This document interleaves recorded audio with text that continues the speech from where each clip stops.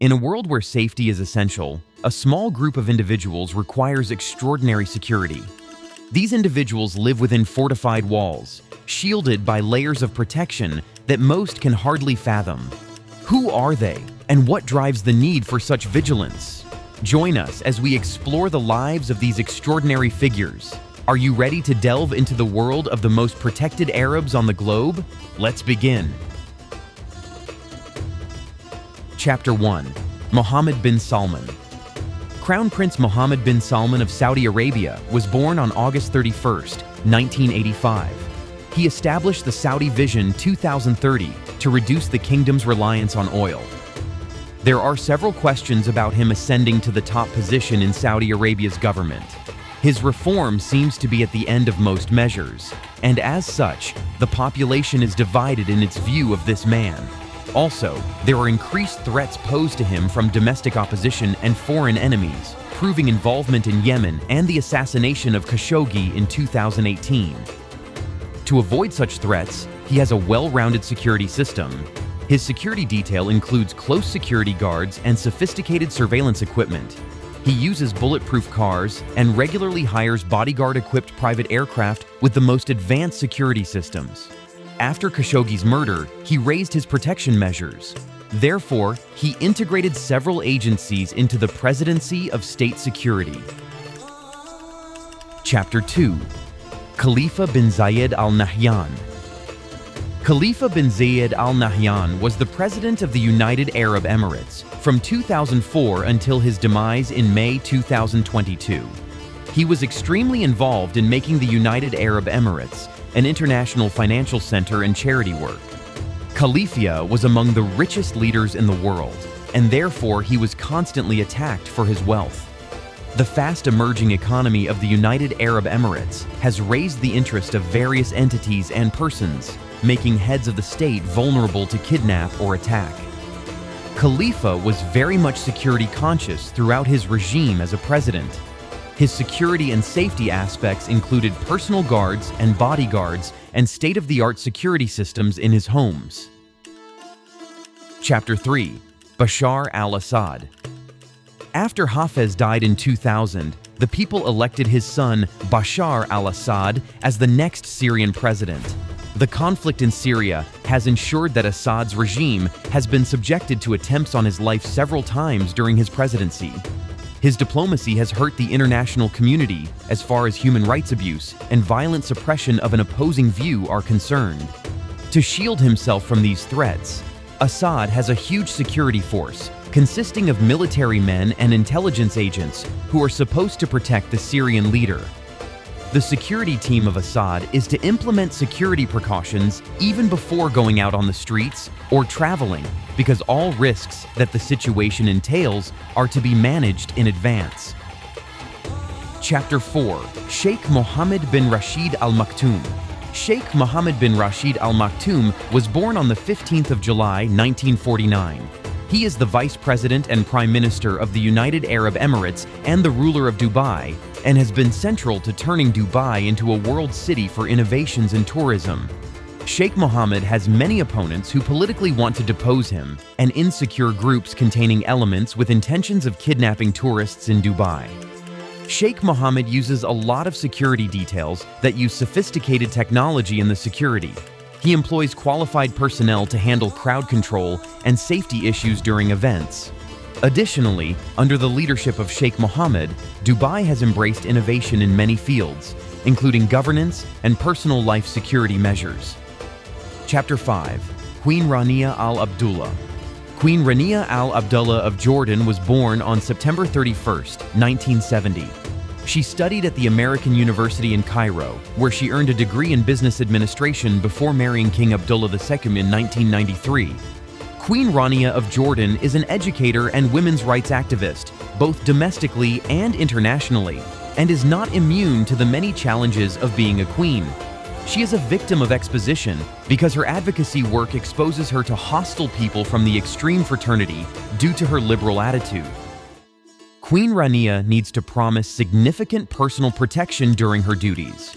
She is protected by a close entourage of bodyguards when attending official functions, so she devotes time and effort to supporting humanitarian cases. She covers as much ground as possible without exposing herself to danger. Queen Rania is active in social networks successfully, and at the same time, this activity requires improved security measures to shield her against potential threats on the internet. Chapter 6. Sheikh Moza bint Nasser. Sheikh Moza bint Nasser al-Misned was born on August 8, 1959, in the state of Qatar. She is married to former Emir Hamad bin Khalifa Al Thani and has been a major influence in writing the new Qatar through support for education and culture. As a prominent media personality, she must have strict personal security due to her numerous engagements in social causes that may attract controversial figures or groups of individuals who disapprove of her efforts or projects. Every public appearance by Sheikh Moza is closely choreographed, with a lot of emphasis on her security during any event to popularize Qatari culture worldwide. Her residences are fitted with advanced technological surveillance systems programmed to always detect threats. However, the man brought a diligent group of people who analyzed the possible risks of her actions to achieve the goal. Chapter 7.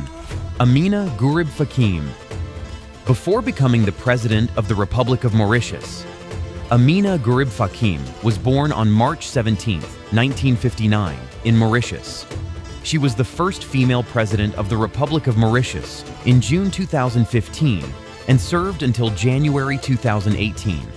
Amsbury makes her known for her contributions in the sphere of biodiversity and women empowerment. While not Arab nor a political figure exactly, but an African scientist fighting for women's rights in many fields, Gurib Fakim had her own set of problems associated with her leadership position as she needed sufficient security when making public appearances. Her behavior had to be very guarded due to possible dangers involved in fulfilling her mission of being an activist fighting for women's rights that could anger reactionaries in most conservative societies. Investigations and research show that Gurib Fakim organized her staff to conduct risk analysis before she could attend any event she was participating in. Chapter 8. Queen Noor of Jordan. Queen Noor of Jordan was born on August 8, 1951 in Washington, D.C., United States America as Lisa Najib Halab, the head of Jordanian Petroleum Refinery, after marrying King Hussein in 1978. Since then, she has committed herself to humanitarian work. As an international humanitarian supporting education initiative, Queen Noor needs close personal security during her public activities and royal status, and movements often take her to politically sensitive areas or in conflict, regions often prevalent in alarmingly high-risk areas. Queen Noor has a staff whose work entails providing her security during a function, particularly if the Queen is traveling to other countries to various cultures, where she mostly seeks to pass information to different people for acceptance of women's rights or educational needs in different nations worldwide. Chapter 9. Hassan Nasrallah. Hassan Nasrallah, a Shiite cleric born on August 31, 1960. She has been the Secretary General of Hezbollah since 1992. During his reign, he transformed the group from a local-based organization into a political and military force in Lebanon and a dominant figure across the entire region. Nasrallah's position makes him a moving target due to the ongoing conflict with Israel and the terrorist group's engagement in regional conflicts, including Syria's civil war. He is usually reckoned an asset by Israeli intelligence services, which have tried to eliminate him more than once throughout the years. Nasrallah must protect himself from attack, and therefore he has strict security measures that include heavily armed bodyguards trained in counter-assassination experts. In public places, he moves around with a lot of security so that they can secure him fully with a lot of preparation. Chapter 10. Mahmoud Abbas. Abbas is 82 years old and has been in the presidency of the Palestinian Authority since 2005. He is still active in Palestinian politics and has been at the negotiation table for the Israeli-Palestinian conflict for more than 2 decades. Abbas is at risk from both Hamas, his political enemies, and other militants opposed to his methods and willingness to talk peace with Israel. To shield himself against such threats, Abbas had a personal protection force. Abbas relied on a personal guard unit composed of loyalists, trained in close protection techniques. Present security personnel work assiduously with international agencies to monitor any threats that may be planned against him. Abbas also uses sophisticated surveillance technology in his stay around his residences, and he is outdoors to protect himself. Chapter 11.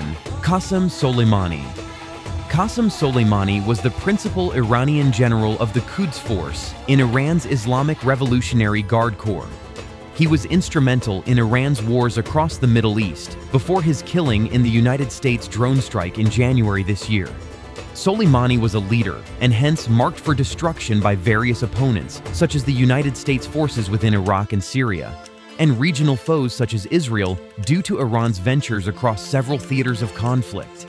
Soleimani maintained strict security protocols while directing Quds Force operations abroad. For example, minimum protection entailed mobile squads with guards trained to protect him during missions across Iraq and Syria, and using telephone lines purposely designated for sensitive operations that would otherwise be vulnerable to enemy intelligence interception. Chapter 12. Abdel Fattah el-Sisi. Abdel Fattah el-Sisi was born on 19 November 1954 and currently serves as the President of Egypt after effecting a military overthrow of the country's erstwhile president, Mohamed Morsi, in July 2013. Even after becoming an elected president, el-Sisi's administration has come under criticism from the Islamists and political radicals. Sisi's early presidency has been associated with repressive measures against any form of opposition within Egypt. As a result of these perceived threats, el-Sisi uses a formidable close protection team enacted out of specialized police forces with the responsibility of protecting VIPs. His outings are heavily choreographed affairs that are closely guarded by most levels of security.